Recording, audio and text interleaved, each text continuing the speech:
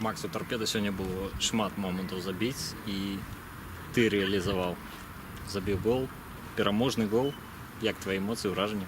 Не, ну, конечно, приятно, что я наконец-таки забил. В первую очередь, конечно, что команда выиграла, это хорошо. Да, дотянули до последнего, могли забивать и раньше, и не 1, и 2. Ну, в итоге хорошо, что все равно забили и победили. Ужо задам і табе гэтае пытанне, здаваў яго Андрэю Юрьевичу.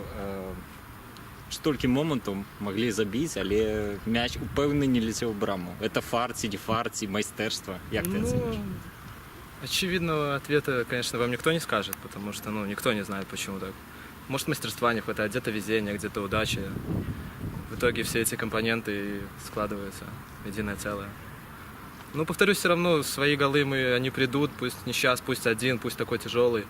Не 5, не 6, ну, не 3, получился один, но такой тяжелый. Но главное, что они есть вообще. Главное, что мы их забиваем. Поэтому так.